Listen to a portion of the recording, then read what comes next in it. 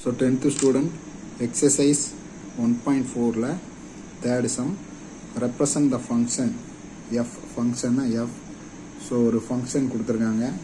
So அந்த function an arrow diagram எழுதணும். அப்புறம் a table form அப்புறம் graph.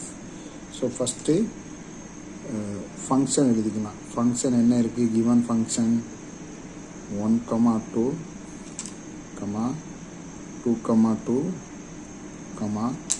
3, 2, 4, 3, 5, 4.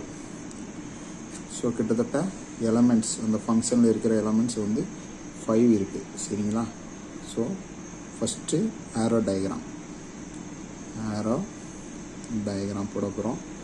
ஸோ இதில் நீங்கள் கவனிக்க வேண்டியது என்ன அப்படின்னா, ஃபஸ்ட்டு நம்பர் 1, 2, 3, 4, 5 அதை ஏன்னு எடுத்துக்கலாம். டொமைன் ஏ அப்படின்னு எடுத்துக்கலாம்.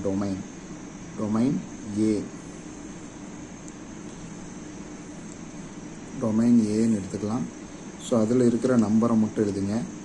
1, 2, 3, 4, 5.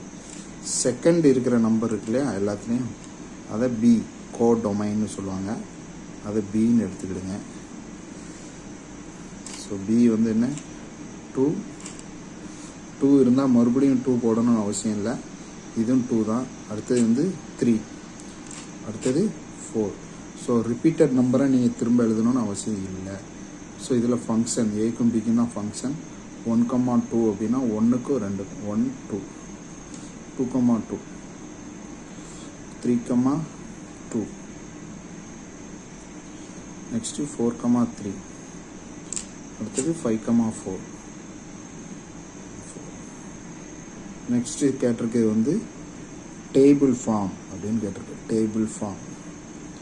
ஸோ இங்கே ஃபங்க்ஷன் மட்டும்தான் கொடுத்துருக்காங்க. சப்போஸ் ஃபங்க்ஷன் இல்லை அப்படின்னா நம்ம எக்ஸ் வேல்யூ சப்ஸ்டியூட் பண்ணிலாம் பார்ப்போம். இங்கே ஃபங்க்ஷன் மட்டும்தான் நம்மளுக்கு கொடுத்துருக்காங்க.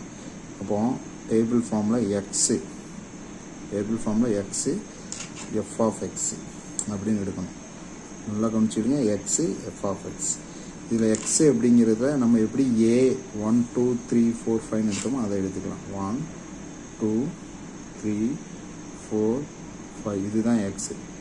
ஃபங்க்ஷன் ஆஃப் எஃப் எக்ஸு பி எடுத்தோம்லையே அதை எடுத்துக்கலாம். 2,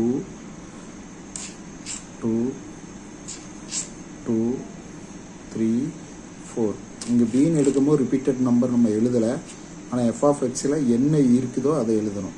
ஸோ இந்த மாதிரி சின்ன சின்ன விஷயங்களை என்ன செய்யணும், நல்லா கவனிச்சிங்கன்னா ரொம்ப ஈஸியாக இருக்கும். ஸோ டேபிள் ஃபார்ம் முடிஞ்சுது. அடுத்த கேட்டிருக்குது வந்து கிராஃப் கேட்டிருக்கு.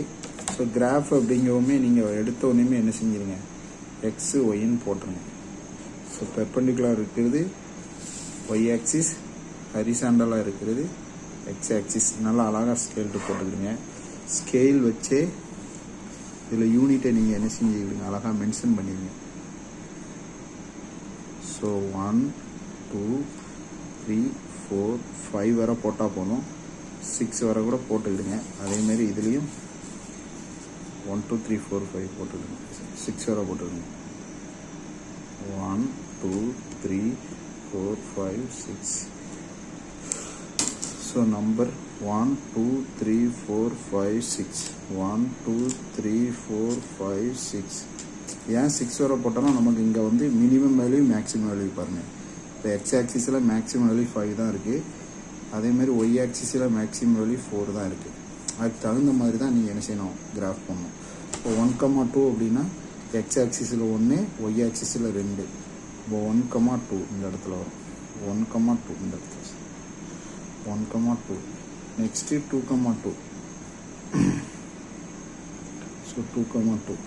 நெக்ஸ்ட்டு 3, 2.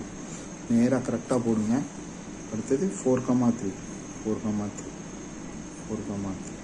அடுத்தது 5, 4. ஸோ இதுதான் கிராஃப். தேங்க்யூ.